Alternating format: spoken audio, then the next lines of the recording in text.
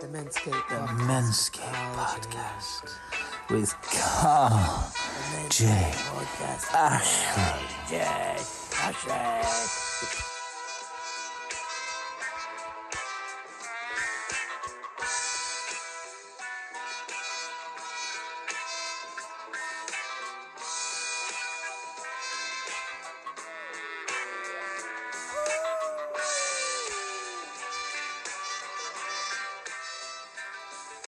So, good evening, ladies and gentlemen, and welcome to the March 2025 edition of the MenScape podcast, sponsored by Right Coach Ireland. This evening's guest is Katie McGreal. I hope I said your name properly, Katie. How are you doing? I'm not too bad. Not too bad. How are you? Not too bad now. Won't you tell us a bit about who are you and what do you do? I am a mindfulness teacher. I trained as a relaxed kids coach, and I also then trained as a mindfulness teacher for adults. But I actually think that the most important thing about a mindfulness teacher is that we practice mindfulness. Right. The training definitely has been really helpful. It's given me more structure, especially with the kids. And I feel like it's also given me maybe permission to be more fun and fluid with it. But yeah, I work with families, I work with parents, and I work with adults, teaching mindfulness techniques to help them create a calm and happy household and happy life.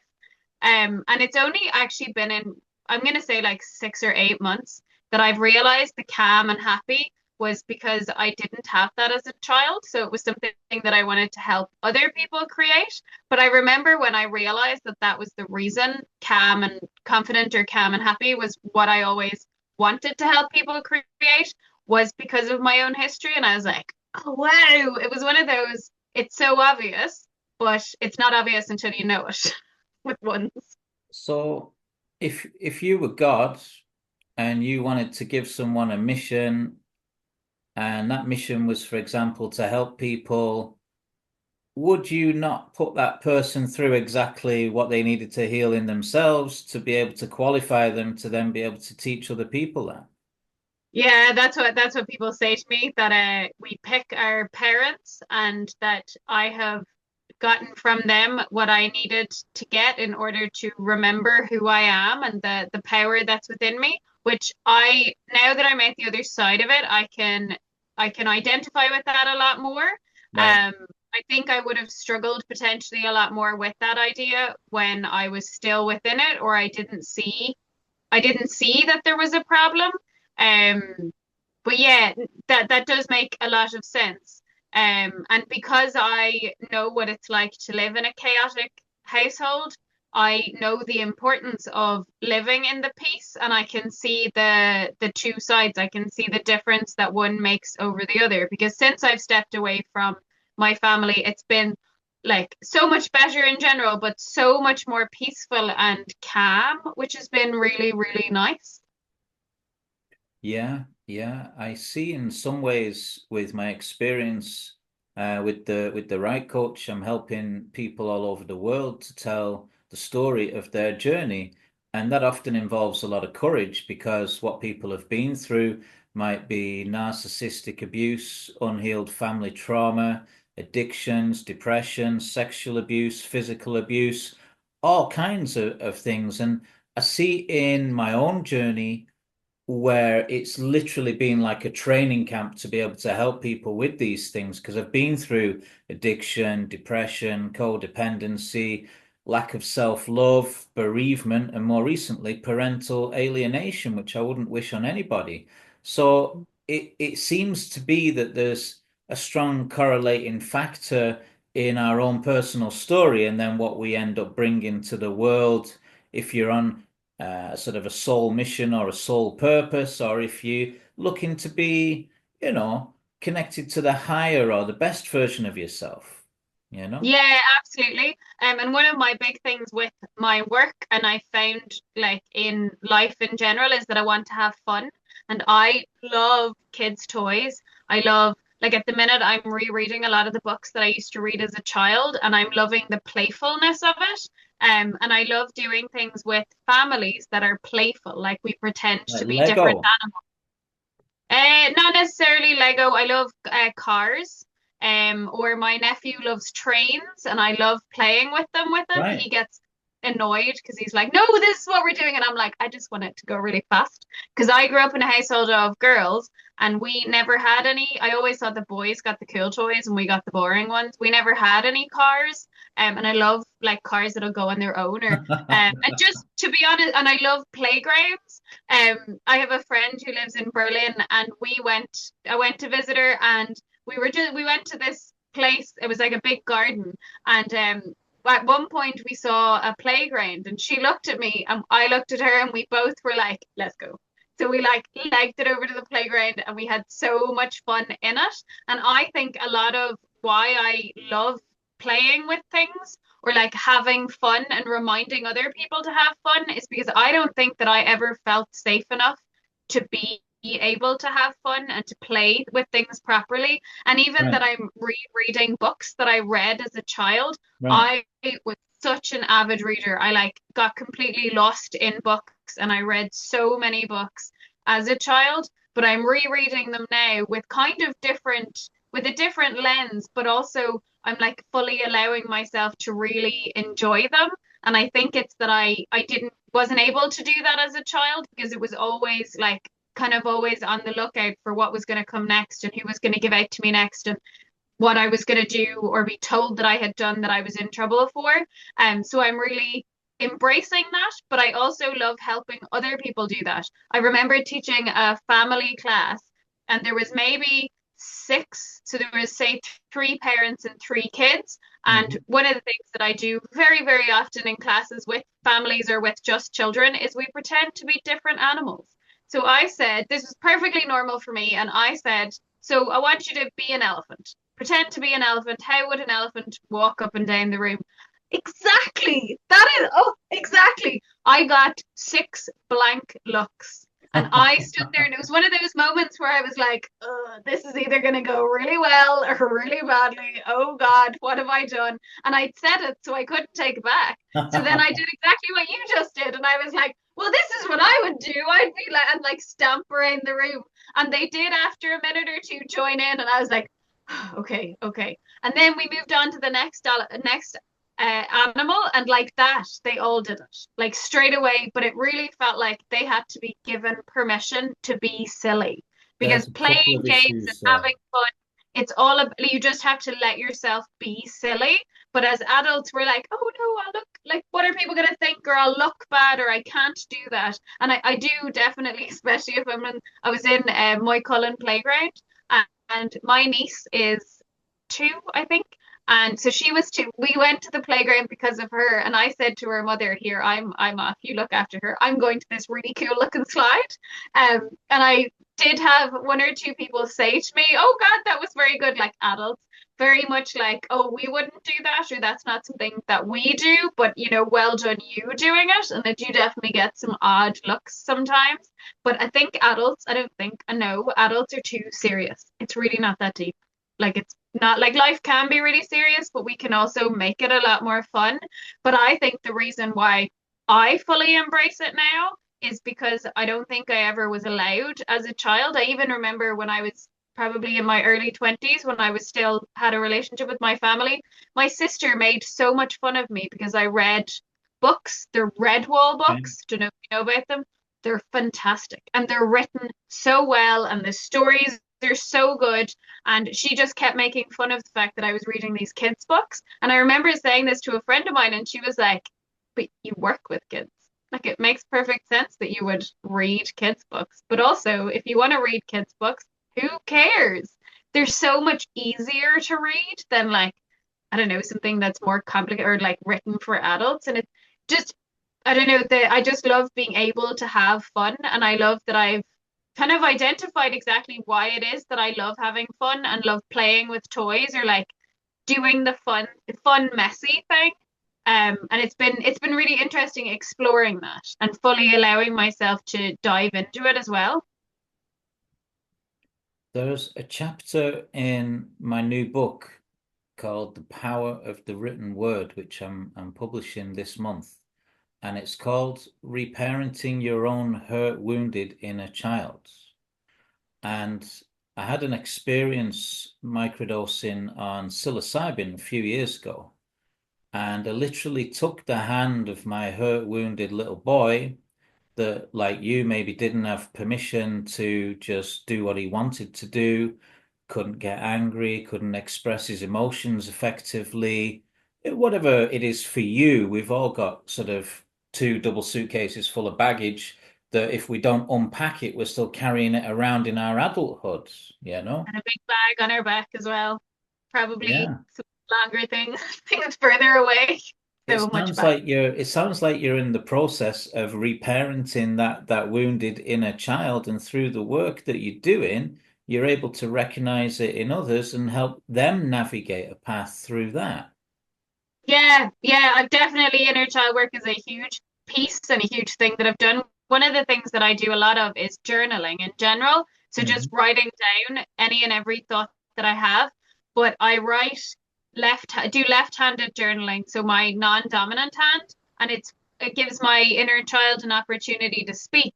And a lot of I remember, I think maybe the first time I did it was when I was training to be a therapist. And one of the women said that where for me it felt very much like a dialogue where I was asking her. So with my dominant hand, I was writing a question, and then with the left hand, I was writing whatever her answer was. Whereas somebody else said that it was all left-handed and non-dominant for her because her inner child just needed to be heard. Whereas I think that mine had a little bit been heard because I must have maybe I had done it before that. But I do remember, I think it was maybe the summer just gone, possibly. I was feeling really anxious about something. I didn't know what was going on, but I knew that I was feeling really anxious and kind of stressed. And I went for a walk and was journaling by the sea. And I had like such an unbelievable, like I decided for whatever reason to do the left-handed writing and check in with my inner child. And she was saying that she was really concerned because I had decided to not go and do a normal work thing that I do during the summer. And instead, I was going to actually write my book. Um, but my inner child was really concerned that I wasn't going to make any money. And therefore, I would have to go back to my family.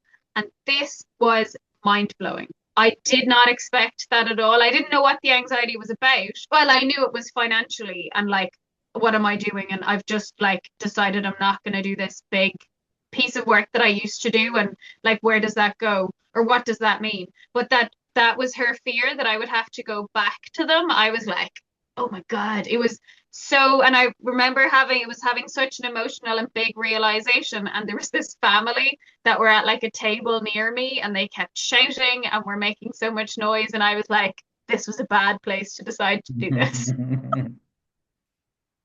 Yeah. I The like inner child work has been like, it's been being by the unbelievably sea. There's huge healing energy by the sea, apparently because of the electromagnetism, where the ions from the salt water meet the ions from the earth, and it's naturally a sort of a place that's conducive to healing vibrations. Oh, I've never heard that. I've heard that it's like really good for us and it definitely makes a difference when we get sea air. But that's actually really interesting. I've not heard that healing piece because I live by the sea and I live in a flat on my own. And had I used to live in Belfast and then I moved to Galway, and I didn't think that I ever would be able to afford to live on my own. But Right. I did know that I wanted to live outside of the city, and I've wanted to live outside of the city for a long time, but it was something that I knew my parents wouldn't be okay with. And because of that, I then was like, oh, I don't know how I would go about it. And I'd be living like isolated and on my own and all of that. I live in what we call a compound kind of. My landlady and her husband bought land. They built a house in the middle, and now all of her kids are living around as well. And I live in a flat as part of that. So I'm very much included in their family, which has been so incredibly healing. But I think part of the reason why I was able to step away from my family and why I had the capacity to do it and also realized how bad things were was because living here on my own is so calm and peaceful. And then I would go back to them and it would be chaotic and stressful. Like I didn't sleep when I was in my parents' house because I was always in a state of anxiety and a state of stress response. And then I would come back here and not only do I live in a space that's really peaceful and calm because it's only me, but I also am surrounded by people who are so kind and helpful. Like my neighbor has changed my car tire. And I remember him changing it. For starters, he's the one who told me it was a flat tire. I hadn't noticed. And he then came out and changed it. And then he goes, well, that's my good deed for the day done. And then he just wandered off. And I was left standing there going, The people do that for each other. yeah. And was just recently, I was talking to my landlady about it, and she was saying, it's just normal for us. It's Yeah. just, and I was like, for you, yeah, but I've had to get used to it. And it hasn't been my normal because it was always a case of they would do something for me, but I knew it would then be used against me later. Or they would say, oh, well, I did this for you, so you've got to do this thing for me. Whereas Seamus doesn't expect anything. And I feel like it's changed my brain chemistry, just being around people that are genuinely doing things that are nice for you because they can. Okay, so rewind a bit. Before you became a mindfulness teacher for kids and families and stuff, I was going to ask you where you're from because I couldn't sort of put a finger on your accent, but you mentioned Belfast, all right. Um, Presumably there was an upbringing or a background then which caused you a lot of dissatisfaction and sort of fight or flight kind of anxiety, and that provoked you into sort of choosing a life away from that. I suppose I ought to mention your book at this stage. Can you see that? Yes. Oh, yes. You If you were cover your never own the thing. problem. I love your middle name, but I'm afraid I might not be able to pronounce it. Saoidhbh. Katie Saoidhbh McGreal. There you go. You were never the problem. So, like, for the benefit of anyone who hasn't read your book yet, tell us what provoked you to write that. Um, I was born and raised in Dublin. And then I'm the second oldest of three daughters.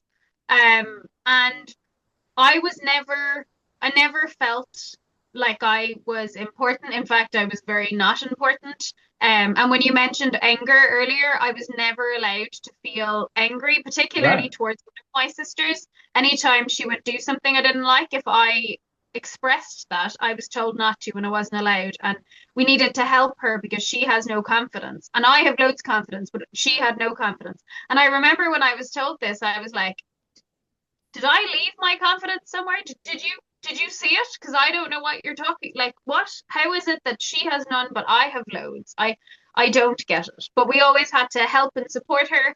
And I've got two younger sisters as well, but I just never felt like I was important. I was never heard. I remember I would have been in my 30s, and I was in the back of the car with my parents, and my mother was asking about work, and I had said that I had just moved to Galway, and I was saying I was teaching in X amount of schools, and I was hoping they'd get me in again for another term.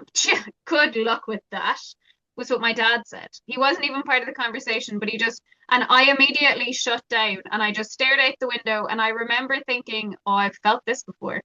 We've been here before. He's not interested in hearing what I have to say, and he just cuts you off all the time. And I would have always, well, now I've started thinking of my father as my mother's fifth child.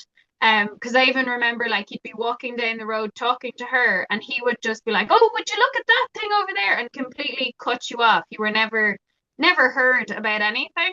And I was when I was growing up, I like my mother was kind of the savior type. Like she was the one who would listen to me or would hear me, but I actually have seen now that she was just incredibly manipulative. She would get my sister to give out to me or complain to me about something. She wouldn't tell me that she didn't like it, but she would manipulate things so that it was somebody else that was complaining to me about it. It just was really unpleasant. I was always afraid that I would be in trouble or get into trouble. I always described my childhood as like I was always in trouble. And then when I thought about it logically, when I was away from them, I was going, what was I in trouble for? Because I was such a good child. I was so good because I was doing everything to keep out of trouble because I felt like no matter what I did, I was always in trouble. And I remember I did a meditation with a therapist, and she got me to remember a time when I was a child. So it was a visualization, and I was remembering, I could see myself, I was about 3, and Mm. I tried to get my father to play with me, and he said no when he slammed the door of the office in my face. And I then was left sitting there as a child in the hallway. And my therapist said to me, "And how do you feel?" Because I was imagining it. So she was saying to me, "How do you feel looking at this little girl?" And I was like, "Nothing. I don't feel anything. I couldn't feel it. I just had no emotions about it." And I was saying this to my mother, and she said to me, "Oh, that's such a pity because you were such a lovely child." And I was floored. I was like, I mentally was like, "I thought you didn't like me." And I didn't realize that I believed that that was how my mother felt until that moment. So what I had believed was she didn't like me as a child, but she had grown to kind of tolerate me a little bit like me when I was an adult because I was able to help her or like offer her advice or support on things. Um, but I was genuinely shocked when she said I was a lovely child. I was like, what? This is What? interesting. So your experience might be what the words I would put on it, and I know we don't need labels as such, but the narcissistic family dynamic. So if your mother's manipulative, maybe she's enabling, then a father who's like a child in the body of a grown man, there's narcissistic behavior patterns. These two people are carrying their own two suitcases full of unhealed trauma. They've not unpacked their own shit. And as we used to say in Manchester growing up, shit runs down. And this is Yeah, a very deep expression because, of course, it explains and describes multi-generational family trauma. Even yeah, even if you're the perfect parent, and even if you're diligent and, in every way as perfectly as close to the ideal parent as possible, you're still going to have kids that have two suitcases full of something. They'll have a trauma on a relative scale now. You might have put food on the table for them. You might have put clothes on their back. They might have felt safe and protected and loved, but they might remember a time where you shouted at them, or in one case, they might have had to cycle to the shop in the rain for a loaf of bread or something. And that maybe is the underlying root cause of their 10 years of alcoholism or drug addiction. And you can't invalidate that person's trauma, but on a scale of things, compared to like sexual abuse and rape and murder in the family system, it's seemingly relatively insignificant, right? But the impact that it might have still made that person, so it's hugely fascinating to study the unhealed trauma and how it manifests in the family system, and how it manifests in the family patterns and behavior patterns. All we can really do is work on ourselves and observe, and as you reparent that hurt wounded inner child, whatever it was you picked up, you can observe these patterns of behavior. And in my case, it was mostly unlearning a lack of self-love. Like you've described, I was either not seen or not heard or made not feel loved. But my parents weren't bad people. They weren't trying to make me feel like shit. It was almost like an incidental thing that happened because they hadn't done the work on themselves. Mum and dad were 23 when they had me. So they were still children having children. And whatever they'd brought to the table from their own parents was then being manifested in their parenting style. I had 4 children with my ex-wife, and it was only until I started having children of my own that I began to realize how bloody difficult it was to be a parent and how impossible it is to navigate because you're always making some kind of mistakes, whatever ideal you hold up for yourself or whatever. So through the unlearning of this lack of self-love, and obviously understanding the narc empath kind of dynamic as well, and how I attracted someone in my life who then enabled my alcoholism, which I was self-medicating with, to avoid looking at my own shit and my own, shall we say, shortcomings.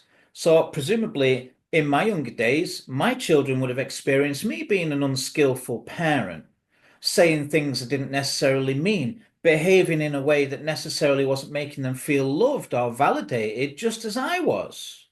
And so this, I know it's very ineloquent, shit runs down, but it's true. It's yeah, and yeah, it's so you're not, I don't think as a parent you're ever going to have your child come out of it unscathed. It's part of the human experience to have the traumas. But for me, whenever I do think like that and I'm like, oh well because I can see it in both sides of my parents' family, they were treated terribly on different levels, but terribly by their family. Like I remember, I think it happened two different times where my mother was telling me how she didn't like this thing her mother did. And I was sitting there staring at her going, how can you not see that? How can you not see that she treated you as how you treat me? But she doesn't. So what I've learned is she doesn't want to see it. And that's the difference. So you're like, your kids are going to be messed up. It's part of the human experience. But for me, when I went and I said to her, hey, this thing happened, I didn't like it.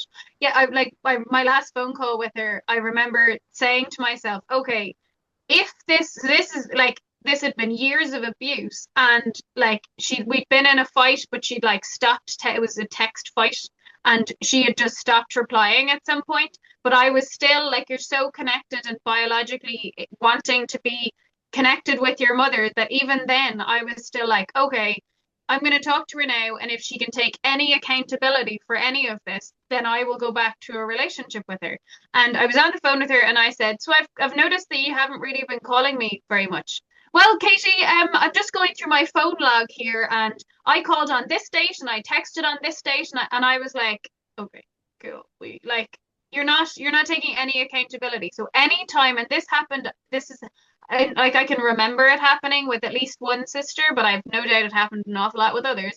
And it happened with my mother, where I would say, hey, this thing happened and I didn't like it. Yes, well, you did this thing 4 years ago and I didn't like that.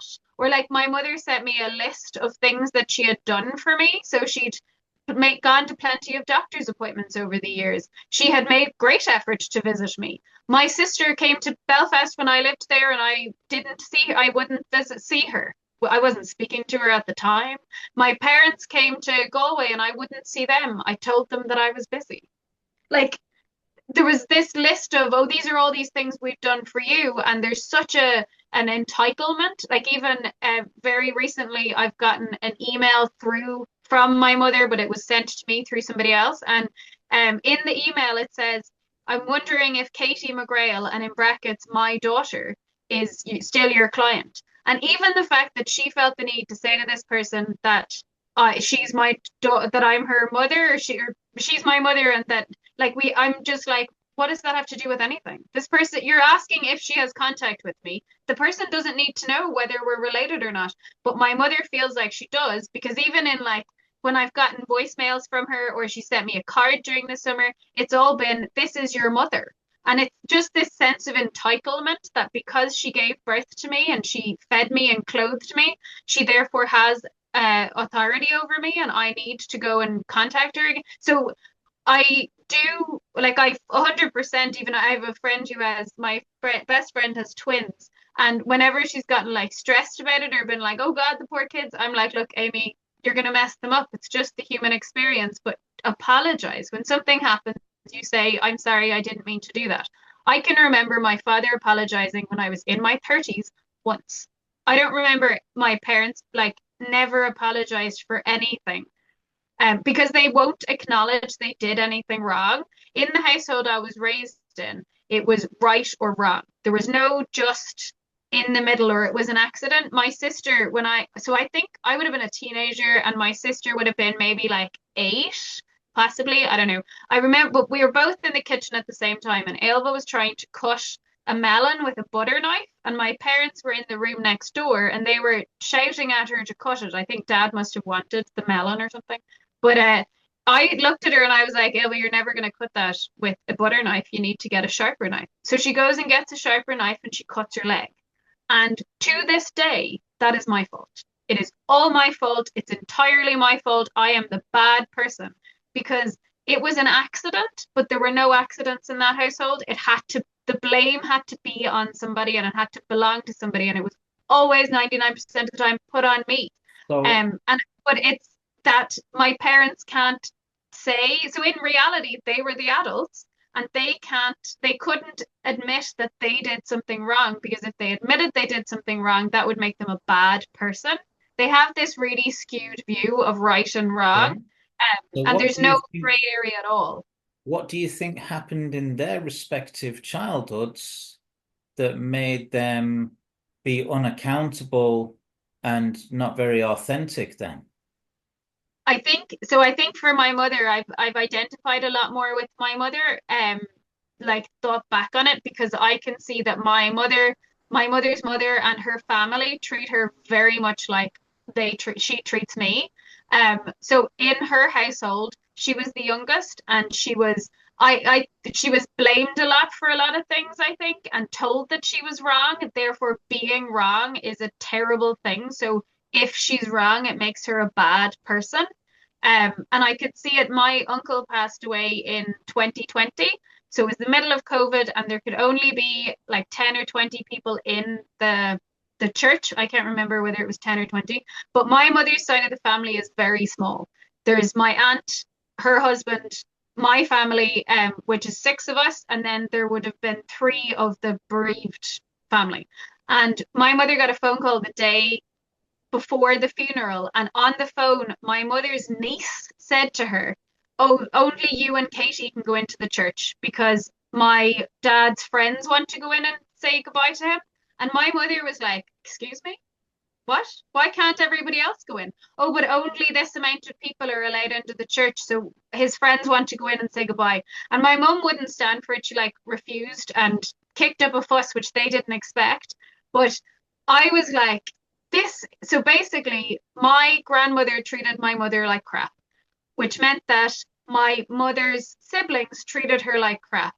And then my her niece and her two nieces are treating her like crap as well. Like my mother is so much older than her niece, but yet they're allowed to treat her like crap. Like it's that drip down effect, and it's awful to watch. It's so horrible to watch, because then my mum at one point during that whole thing wouldn't answer the phone to her sister, and her sister was like going nuts. She was texting and ringing all of us, been like, "Have you seen your mother? Get her to call us." And we were just like, "Yeah, she'll call you," or "She's doing the middle of something, she'll do it. Yeah, she's just gone out, she'll ring you."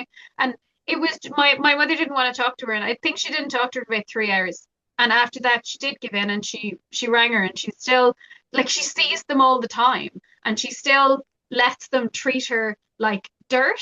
And when I think about my own situation, if I was to have a partner or kids, my family would treat them like dirt. Because since my grandmother treated my mother like dirt, she didn't like my father because she was a snob. And my dad is from Mayo and he's from a farming background, and she didn't like that. It wasn't good enough. So she used that as her excuse to treat dad like dirt. And then we were treated badly. And then it's the same on the other side of the house. On dad's side, so dad was raised in Mayo and then moved to Dublin when he was 18. And every time we had more than 3 days off school, we were going to Mayo. And this was before there was a motorway. So it was like a 5 hour drive there. And we had to stay with people that were not pleasant. They were not nice. But we had to go to every communion. We had to go to every christening. We had to go to all of the family events because it's family. Oh, it's your cousin. You have to go to this. You have to go to this. It's your cousin. And in the end, when we were probably in our late teens, we point blank refused to get out of the car when dad would stop at this particular family, because we went to all of these events and they looked down on us. We were the stupid cousins from Dublin, and we'd go to these things and nobody would talk to us. Like, it would be awful, but it was family, so we had to go. We have to go and see these people, even if we don't like them. I don't care. We have to go and see them because it's family. And it was the same. Dad's family didn't treat him well, and therefore they looked down on my mother because she was from Dublin and they didn't like that, and then they looked down on us, and it's the same bullshit. And I couldn't, so I won't put myself through that. But if I was to have kids and a partner, I wouldn't put anybody through that, whether they're related to me or not. And it just means that I can't see an option of, like, I can't have a relationship with them. I had a launch for the book in Galway, and granted, the two people that said that spoke at the end and said, "Oh, well, it's family." They're both people that I know, so I think that's why they felt comfortable saying it. But one of them was saying, it's family, it's your family, even if it's not perfect, but at least you should still be in there. And can you not just go there and be like, well, this is how I am, and that's you have to accept me as I am. And I was like, I have done that.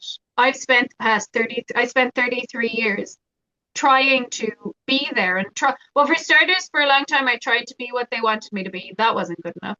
I then was like starting to come into my own and was like, well, this is what I'm doing and this is what I like. But my mother, like, she would say things like, oh, would you not do the H dip? I'll pay for you to do the H dip.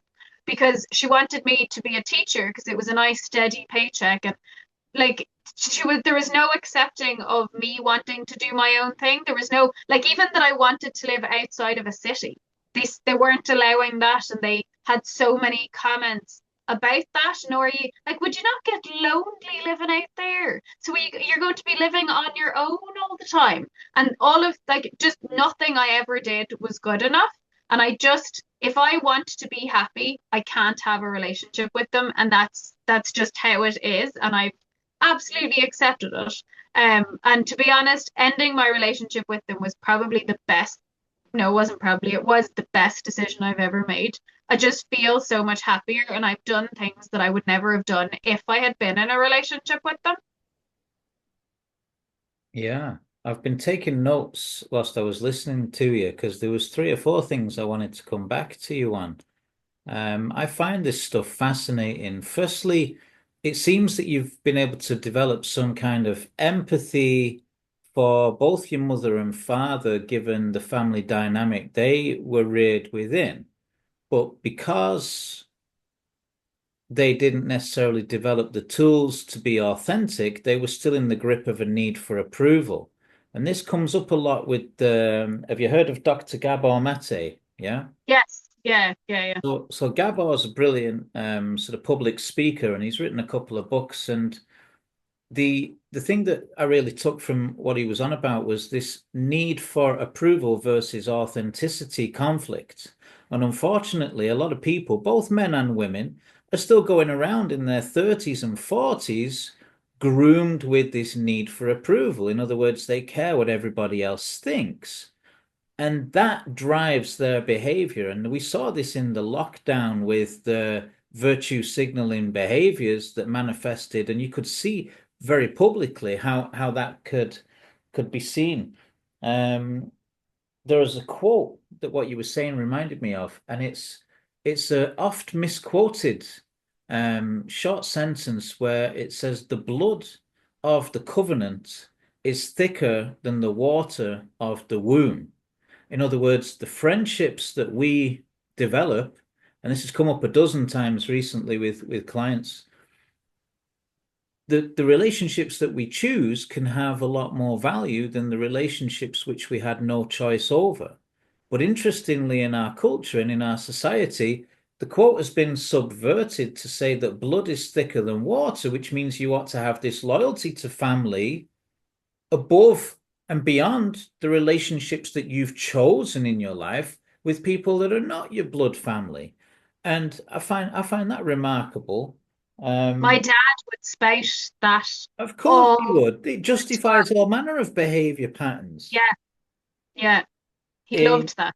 Edel Moylan, I would recommend you connect with Edel. Edel is a brilliant woman that leads family constellations therapy workshops.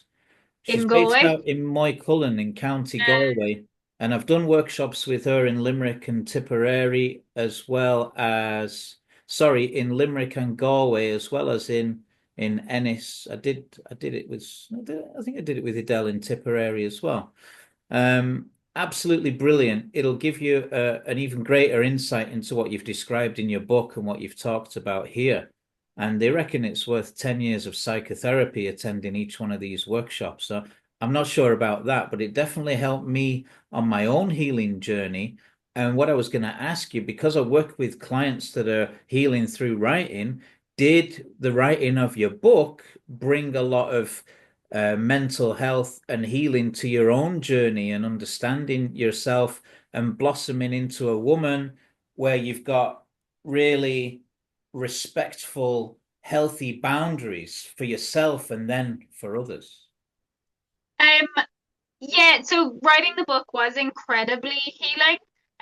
It literally was, I needed to take the stories out of myself and write them down. There was actually only one of them, the one about Christmas. That was the only one that I found in any way emotional to write, because the Oh, others I feel like I was just, it was, to be honest, it's just so factual. I'm like, well, this thing happened. It just is. But the Christmas one was interesting in that it was emotional because the first time I ever told anybody about it was probably 6 months before I wrote it down. And the reason I didn't tell anybody was because I felt so stupid. Of course, I should have known these things. How could I possibly have had this belief? And I remember telling my friend, and she was like, "I'm just so sad for you, and that happened, and that was how you experienced it." And her compassion just made me feel so much better, and it made me go, oh, okay, maybe other people won't laugh at me for having had this and you know experience. something? A lot of our healing journey is looking at those adult behavior patterns that are rooted in this childhood shame, where we learned shame. For anyone that's not read your book, tell us about your Christmas story. I didn't want to, just in case kids are listening. That was why I didn't say Just in case who's listening? kids are listening. Oh, okay. But the main piece about the Christmas one was my experience with Santa Claus. I needed Santa to be real. Like I absolutely needed him to be real because Hey, I didn't you're feel not the only one. I was absolutely fucking gutted because I went into school and I demanded that Christy and Connor tell the truth because we were all sat around the dinner table at lunchtime and Christy and Connor's like, lads, Santa's not real because my mum came into my room and I pretended I was asleep and she put my presents in the wardrobe. And I'm like, no, you're wrong. He's lying. He's making it up. Because my mum told me Father Christmas is real. So I got home from school that day, stormed through the front door, and shouted, Mum! And when Mum came, I said, Mum, you wouldn't believe Christian Connor reckons Santa isn't real. He reckons it's his mum. Is it true? And Mum's face went white and she was caught on the hop and she's like, and I'm like, Mum, you didn't fucking oh, obviously I didn't swear because I was only a kid, but you didn't lie to me. And now you've made me look like an absolute twat in front of all my mates in school because I swore blind that you wouldn't lie to me about Father Christmas. How can I ever believe anything else anyone has ever told me if the one thing I fucking believed in more than anything else in the world was a lie? Now, I said Yeah. this story to my sister years on, and she's like, oh, Carl, you take everything so seriously. It was obviously bullshit. You just shut up your mouth and take the presents. I was like, no, you can't imagine the profound effect this lie had on my sensitive child and my Yeah. unquenchable thirst for truth. I always wanted to know what was true. It was like this inquiry that's obviously led me into philosophy and psychology and spirituality and other domains. But how could you lie about something like that? Yeah. Whereas I couldn't speak to my parents about it. There was no space for me to be able to ask or to. So what I did was I wrote a letter to Santa, and I would only tell my mother one of the things that was on the list. And I remember afterwards, well, probably years later, my mother saying that she was ringing my friend, well, one friend, her parents, and was saying, "Just do you know what she wants? Because I don't know." And yeah, so she was trying to find it out, but she couldn't. So then I woke up on Christmas morning and I only had the one toy that I had asked for, and I was devastated, like so You unbelievably were like devastated. little I'm feeling Sherlock. emotional now. You'd done your investigating and you'd kind of laid the trap. I'd found And out what I didn't want to know. I'd wanted for it to be real because I needed it to be real, but I needed him to be real because I didn't have anybody else to talk to. I didn't have another adult. I've heard this quote, and I don't know if there's any truth to it, but that every child needs at least one adult to fully believe in them. And I had nobody. Like absolutely nobody. There was no adult support that I could go to. There was no grown up that cared. And even if they would tell me now, because I'm sure I have no doubt that now they would tell me they cared, they never gave me the impression that they cared. They never Right. gave You have to it. feel it as well. Yeah, I never, so I would have never felt very safe anyway. So I was absolutely devastated. But the only part of that story that was ever told, because I used to love telling stories about things, like silly things Katie did when she was younger, was that my younger sister, that Christmas Day came in to me, or I don't know, she came up to me and she said, "Is Santa real?" And I said no, because I was so devastated that I couldn't have said anything else, but I also couldn't express anything. I kept everything inside, which would explain why it's so powerful for me to do things like writing now, because I'm letting all of it out. And even doing like things like meditation and being quiet, I find it so much more powerful when I've done a lot of journaling beforehand. Right. But when I wrote that story, like I found that really hard to write, because even now I'm feeling a little bit emotional about it, because it Right. was so, and it feels like it's really silly, but there's so much No, self-gaslighting that I do, you definitely weren't because the only one. which I mean, I'm sorry that happened for you too, but it's also nice to know it wasn't just me. Well, this came round full circle because before I broke up with my ex-wife, I remember saying to her, look, I'm not going along with this bullshit. I am not doing this to my kids based on my own experience. And she's like, no, you can't tell them. We need to keep the magic of Christmas. And so I made a deal with her. I said, look, I won't tell them the truth, but if they come and ask me, I'm not going to lie to them. So my youngest daughter, Saoirse, was staying with us here in Tip a couple of years ago, back in the days when I was allowed to see my youngest daughter. And she came to me and she said, Dad, is Father Christmas real? And I said, I tried to handle it with as much compassion as I possibly could. So we sat down on the bed and I was like, no, it's not real. And I'm sorry to be the bearer of this news, but I promised to myself that I wouldn't lie to you based on my own experience. And I sat there watching little tears running down her face. And there was huge healing in that for both of us, that she was able to learn about Father Christmas in a safe space where she was protected and cared for. And so it was a gentle bursting of the bubble, but it was still emotional for her. And I said to her, look, there is magic. Magic is real, but there ain't no fat man coming down the chimney. And all that we were taught and all, I went along with it because I promised your mother I wouldn't tell you, but I also promised I wouldn't lie to you either. So I am honor bound to tell you the truth, whatever it is. And I've always said to my kids, question everything.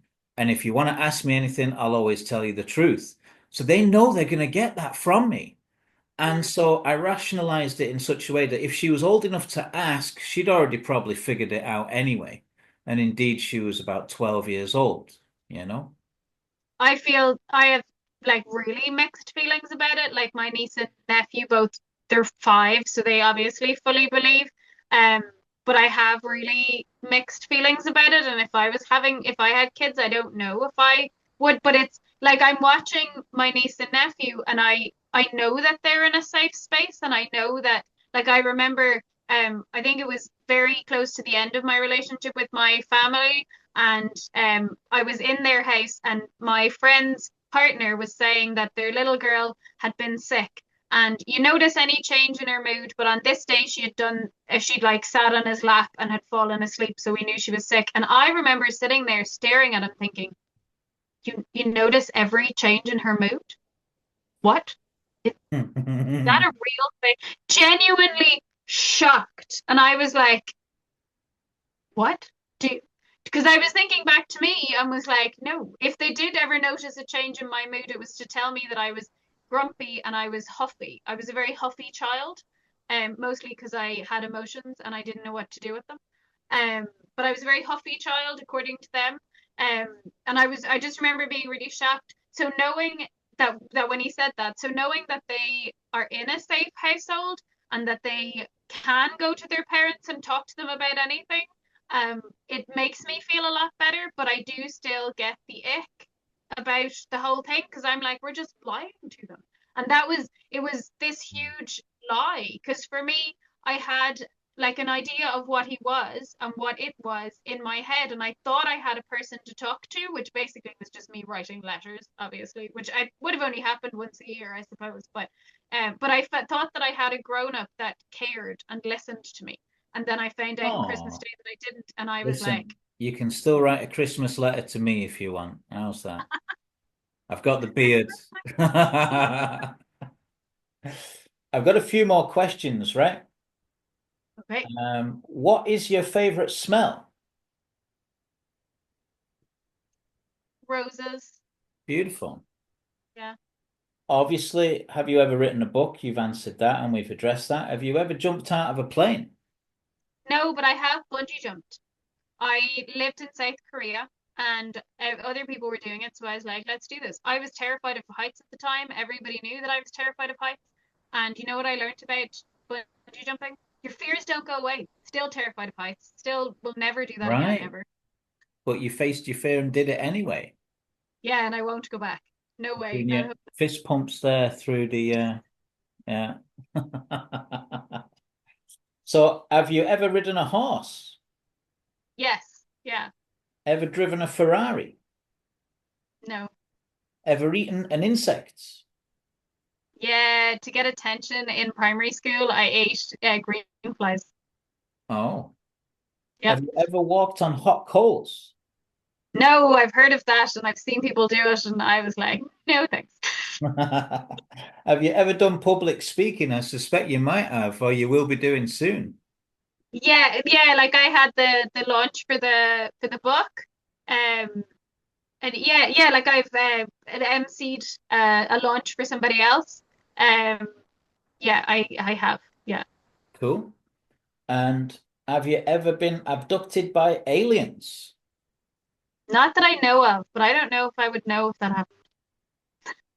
And yeah, that's a good answer. What has been your hardest lesson? What's maybe the hardest lesson you've had to learn?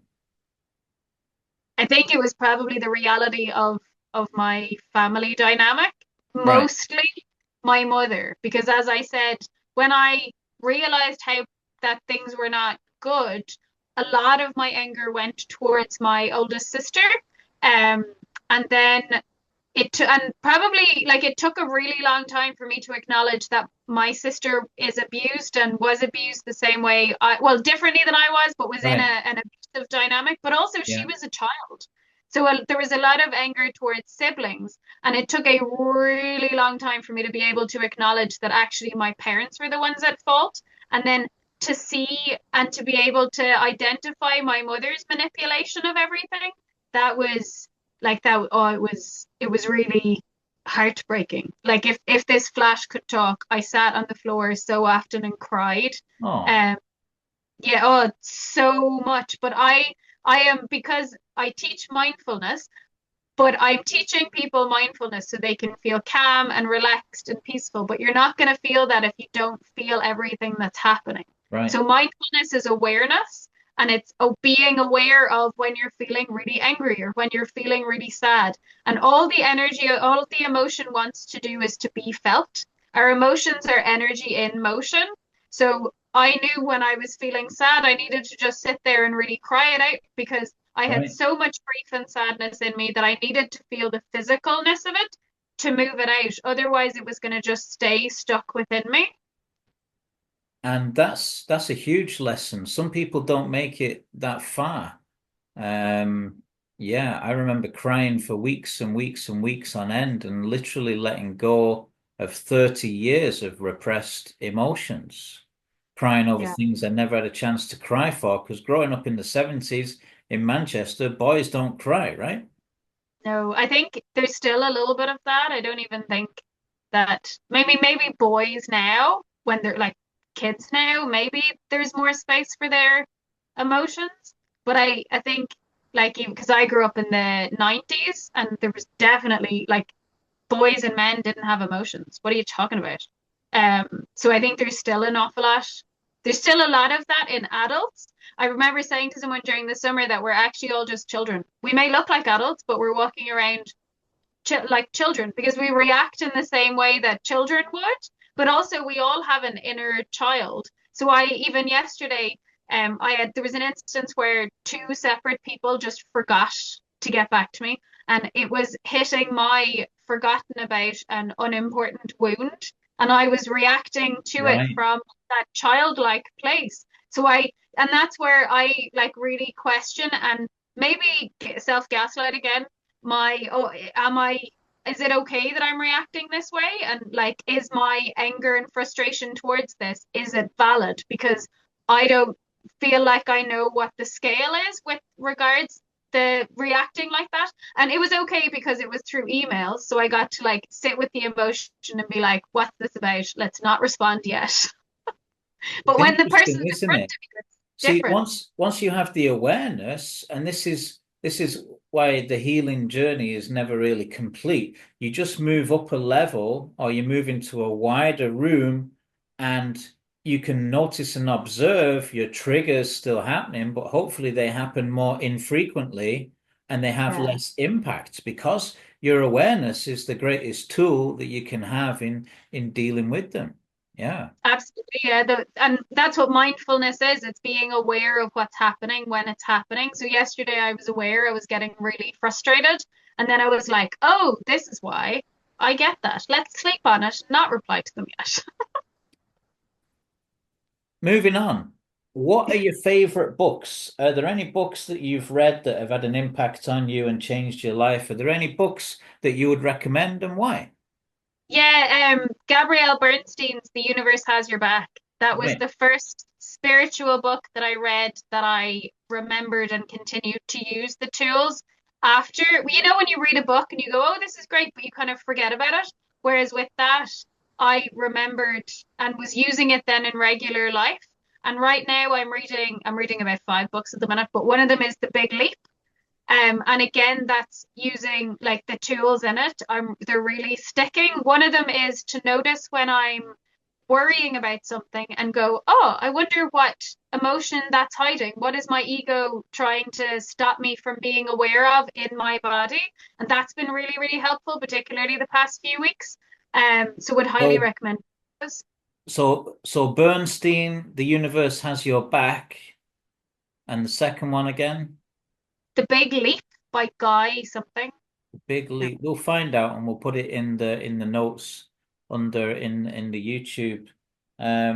Yeah, I think when you come to the realization that your personality is the sum of all of your control dramas, control mechanisms, survival adaptations, and all of the things that you basically had to do to try and survive in a world where you weren't getting your basic needs met. That's the need to feel seen, feel heard, feel validated, and feel loved.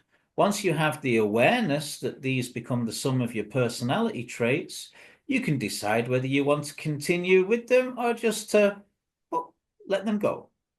Yeah, you need to be aware of it though. And that's usually the biggest piece for people, I think, being aware of what is them and what's just because I wasn't seen.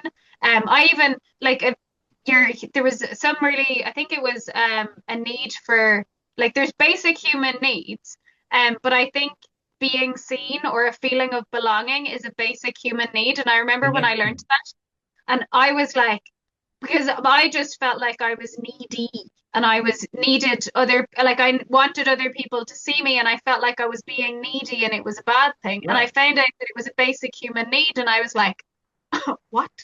Really? And not just that, but you then attract as a life partner someone who exploits that need to be seen and to be needed, and you end up in a relationship which perpetuates the abuse if it's not been unlearned or it's not been unpacked from the childhood dynamics. So we've got all these adults going around having children that haven't unpacked their 2 suitcases full of the baggage, and the kids are obviously carrying that too.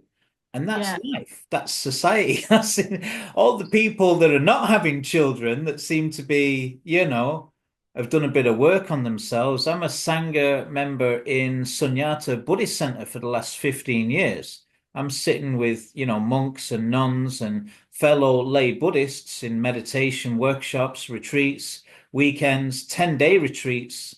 You're ideally situated for Nick Scott's in Kilcuan if you fancy doing 10-day retreats. Highly recommended. You just sit for maybe 8 or 9 times a day. You don't do anything but sitting meditation, then a bit of walking meditation in the forest. And guess what comes up? A lot of your shit. I did the 10-day Vipassana meditations. I've done 2 of them. Right. And I remember during the first one, well, obviously a lot of stuff came up, but one of the big things that I really remember is my grandmother passed away when I was 20. I lived in South Korea at the time, and I didn't Right. know she was dead after the funeral. And I didn't know what to do with my grief.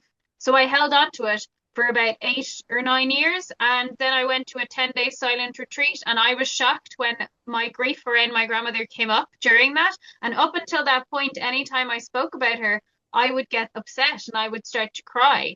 And I remembered we were doing was just at the break, so I was like out doing the like tiny walking area we had. I was out walking and I just suddenly got really sad, and I could feel the emotion of that just come up. And I Wow. started to cry, and then it had passed. It had just kind of gone. What's her name? Kathleen Tracy. Kathleen. Sorry for your loss, Katie, and thanks for sharing with us about Kathleen. Yeah. Yeah, highly recommend 10-day meditation retreats. We Changed my we are running out of time quickly. I've got a couple more questions for you, and then we're almost done. And then we have a 1 minute quick fire round. What has been your best trip abroad and why? You've mentioned South Korea a couple of times. Was that it, or was there something else? Oh my God, the best one. Actually, I think it was no, I lived in South Korea. I was there when I was 20. I turned 21. Um but no, I actually think more recently I was in Santiago de Compostela last summer, and I loved it. I loved it to the point that I'm actually moving to Galicia in That sounds three like months. part of the Camino, right? Yes, yeah, Santiago, every like that's where the Caminos all end. But I spent a week there. It's a tiny town, a tiny city, and I did a lot of walking. I sat around and I read an awful lot. And it was an opportunity to speak more Spanish. And it was great. I have learnt and had to like learn about myself when I go on holidays. I like sitting around doing nothing. I don't want to go to lots of museums. I didn't go inside the cathedral in Santiago, partly because I had no interest, and partly because of the oppression of Catholicism. I feel very strongly when I'm in and around churches. I mean, I saw it obviously, but I prefer just wandering around and like sitting and reading under a tree. And I feel like I've had to, because especially when you're in a city, there's a lot of pressure. I have felt a lot of pressure that I need to go and see all of these things, but actually, like I'm on holidays, I want to do nothing and I want to sit around and do nothing. Um, and I think that was maybe the third time I've been away since I've ended my relationship with my family, and it's like even that has been like almost life changing, or it's just I've Yeah, been there's a allowed to do healing there. whatever I want to do. Whereas like the first holiday I went on after I ended my relationship with them was to Granada in the south of Spain. I had wanted to go for years, but my mother kept saying things like, "Oh, but would you not get lonely? Would you not go with your sister? Go with someone else?" And but she would say this all the time. So Right. therefore I never went, because if you're waiting for someone else to go with you, you end up never going. So I went and I arrived and I had forgotten that I speak Spanish. So I got there and I was like, I understand what they're saying. And it was like a whole new part of me opened up, and it was fantastic. I want to mention my friend and hermano Antonio. When I went to visit him a few years ago, whilst I was heartbroken over the breakdown of my marriage and the family separation, and we went to Andalusia, and we went to Granada, and we overlooked the Alhambra. Obviously, we didn't have a ticket to get in. Apparently, you need to book a few months in advance, but we had a veranda view over to the Alhambra Palace, and he took me there. So shout out to Antonio in the MenScape group if he's listening. Yeah, I fell in love with the south of Spain. It's absolutely fabulous. The music, the food, the people. Yeah.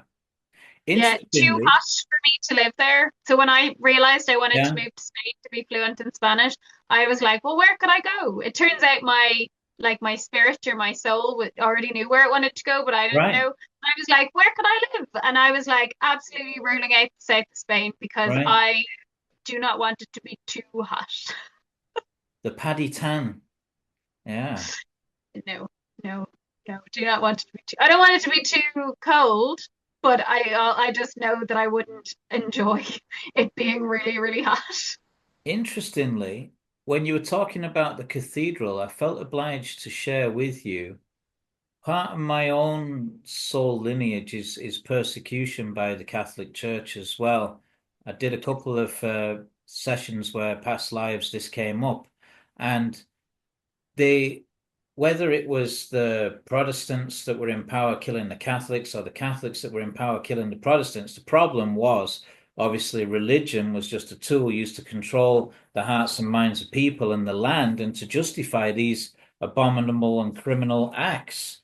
And what if you take the name of the word, what became apparent was cathedral comes from the word cathode. And cathode is like an anode, which is actually like an electrical system. And all of the buildings that you look at, where they've got a huge spire and these beautiful ancient sacred geometry kind of formations, the technology that they had to build those buildings was to harness free energy from the air. And they were then patronized by Christianity afterwards.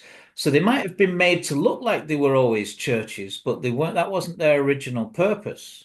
Oh, oh wow, I didn't know that. Yeah, this is huge. So if you take, we went to Chat last year, Notre Dame du Chat, to the cathedral there, and walked around inside in the labyrinth, and you're just literally standing with your mouth open, agape at the unbelievable craftsmanship and Yeah, beauty of the architecture. And this, the Catholics may have come along later and afterwards and tortured and burnt people that didn't declare their allegiance to that faith, but those buildings on those sites existed before that came along. Yeah. wow, yeah, that does make a lot of sense. Um, I just to be like it was a big queue, and I just didn't feel like going in. I was like, There's but something nice about reading a book under a tree anyway, right? yeah, exactly. I actually sat outside and I journaled, because there's a big plaza or like a square in front of the cathedral.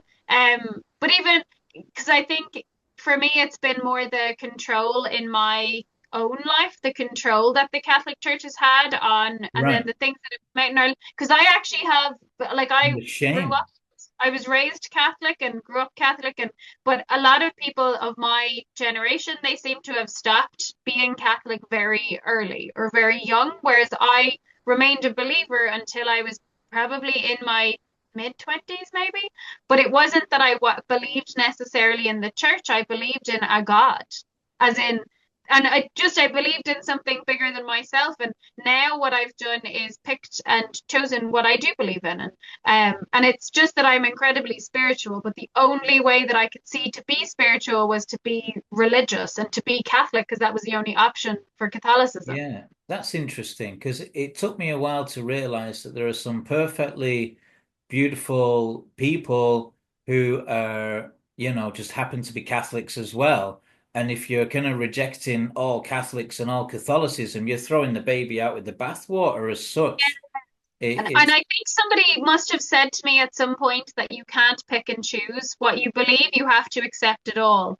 And therefore, I thought that I couldn't do that. And I felt like felt guilty, or I believed for a really long time that I was a bad Catholic. And I then started working working in a magazine that was connected to the Jesuits. And the editor, who's a good friend of mine now, he said to me, so what do you believe? Obviously you believe in something, but they couldn't ask me in the interview, but he was dying to know. So I said, yeah, I am Catholic, but I think I'm a really bad Catholic because I question things. And he looked at me and I said, well, when I was 10 in school, my teacher, I was asking her questions and she told me that I was a bad Catholic if I questioned everything. And he said, well, I'm in my 60s and I'm a priest and I still question things. Right. That sounds like something you say to a 10-year-old to tell them to shut up. Right. But I was so curious about it. I think maybe it came from the fact that I didn't have a safe place at all in the world, that I was like, well, maybe I could find something, because I just wanted to know about the religion and I wanted to understand it, and I needed to understand why we were saying these things or why we were doing these things. Because I remember with that particular teacher going home a lot and like thinking about what she had said and been like, oh, and like going to mass and thinking about things that she had said or she had taught us and been like, okay, this is what we do here. And I was just so curious about it all and I wanted to know loads. So I did have a lot of questions and she wasn't interested in asking and answering them, apparently. Yeah, I mean, we could end up rabbiting on all night because philosophy of religion and theology is one of my favorite things to explore.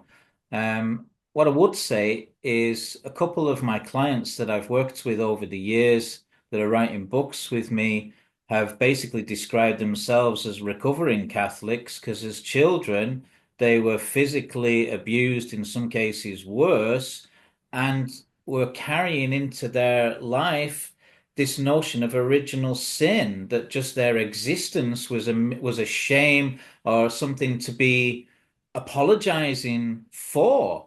It wasn't until my late 20s that I even knew what original sin was. And I remember I found out what it meant and I was like, what? What? And we went to a family christening and I sat at the back of the church and was like, here, Clodagh, do you know what original sin? And this is what they're putting on this poor baby. And then it was like, here, do you know what original sin is? And it was one of these things that I learned about and was suddenly like, that cannot be real. What? It was bizarre. And it just was another reason I think for me to be like, I don't think we'll be Catholic. This is a crock of shit. Yeah, look, we'll skip on, we'll move on, but I could talk to you all night on that for sure. Okay, glitch in the matrix. We have a feature on the MenScape podcast. Have you a glitch in the matrix story? Has anything ever happened that has led you to question the reality? Have you seen UFOs or aliens, or have you traveled into other dimensions? You get the idea of what a glitch in the matrix story might be, right? Yes. I think it's kind of happening more to me now. So I realized I went to Santiago and I spent a week there and I came back and about 2 weeks later, maybe 3 weeks later, I was like, oh, I'm moving to Spain. Okay. Which was really bizarre. But when I was in Galicia or in Granada about a year and a half before that, I had a visceral reaction to the place and I was like, what is this all about? So going to Santiago, I was afraid. I was in Dublin airport and I was really nervous because I was like, what does this visceral reaction mean?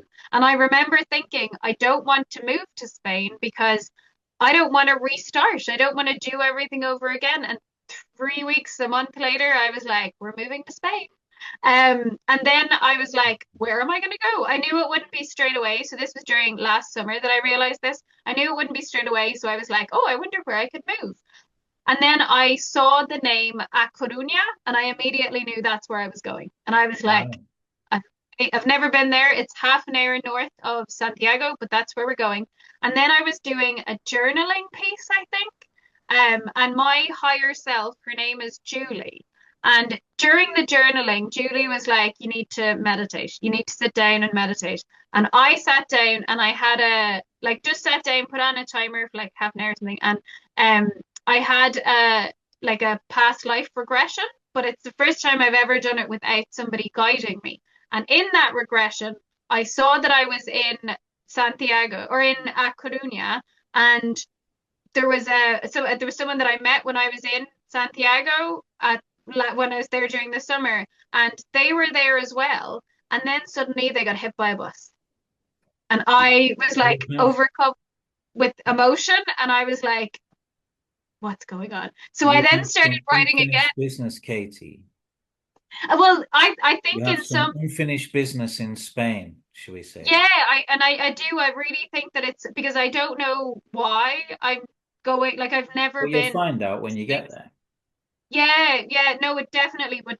That would be, and I just feel like a much stronger connection now to my higher self, and even like to going to Spain. Because I was saying to someone earlier, these past, I don't know, probably a few weeks have been rough.